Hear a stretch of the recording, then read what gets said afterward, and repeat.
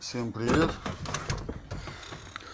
Вот таким способом я заливаю масло ВАЗ-2107 через верх.